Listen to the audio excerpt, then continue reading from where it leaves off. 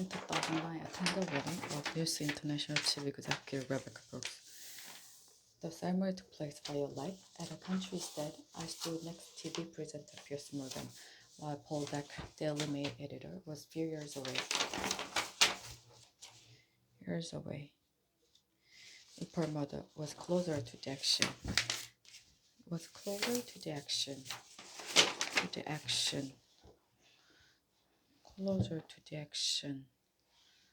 David Cameron hung back up the slope. Gordon Brown, then Prime Minister, arrived late, with all the eyes turning to him as he walked down to the lake.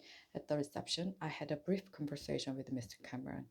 I said I hoped he would not win a coming election, but that if he did, and if he wanted to act to improve political debate and standard in the press, I would support him. For some time, the journalists in me had known that.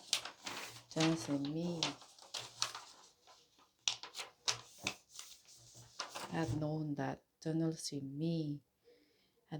the relationship between politics and the media was not serving the public, but it was my first-hand experience of this developing culture of views and negativity that convinced me brilliant press and 24-hour news were making it more difficult for elected leaders to govern. It's got worse, hasn't it? He said. I replied that he would be a much stronger prime minister were he to take office, not feeling he owed anything to the big media groups. At that point, Mr. Murdoch joined us and we changed the subject. Perhaps we should not have done so. That we did, however, illustrate something of the dishonest at the heart of what essentially political commercial relationship.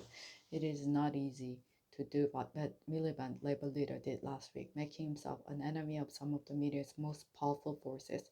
He was right that Labour got too close to News International, but he was also right that given the media bias against it, he knew why we tried to level the playing field. In my own defense, and as my diary shows, I argued for some years with Tony Blair that we needed to act on the culture of our media. At one point, he ticked me off, asking that I not make my views so obvious in front of Mr. Murdoch, his son James, and Lexington, then chief executive of News International. Ultimately, Mr. Blair thought the press had become a problem, but that given all our other priority, people would not understand our taking them on. He also thought it would look like revenge for the fact they had turned against us. And there were political issue considerations too. Trying to govern and win the election is hard enough without the press being against you.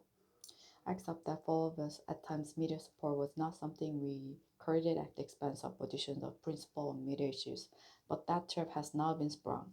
The latest revelation have forced the police, News International, and the government to act. The police will now be more vigorous.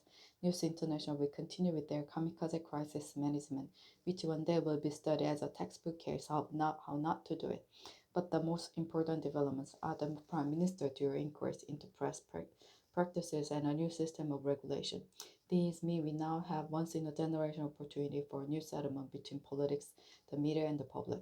Nobody can argue that we have the press we deserve. Pressured by technological change, a dominant strain of Britain's media has gone into a spiral of decline, in which this scandal is only the most dramatic developments.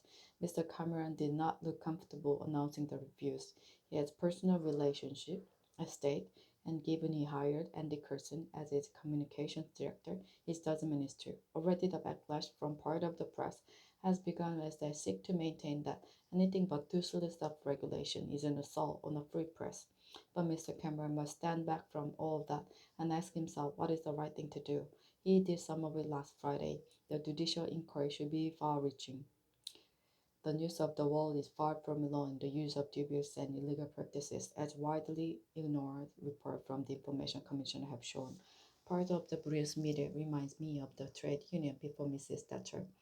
I feel untouchable. As I say above, Labour could and should have done more to deal with the fear and beast. But just as the MP's expenses scandal emerged from the failure of Mrs. Thatcher's government to tackle MP salaries, so the system by which she showered honours on editors and honored, a practice to which we put an end with a rule that no serving editor could be honored, means she has something to answer for. Whatever the path, it is Mr. Cameron who must lead the country to a better place. Mr. Miliband has shown himself capable of playing a good and principled part, and so should the public. Ultimately, political debate will only improve if the public want it to. If they channel the anger every Sunniva into an assessment of what kind of papers they read, whether they really want to live on a diet of celebrity trivia and negativity and abuse to coin a phrase. We are all in this together.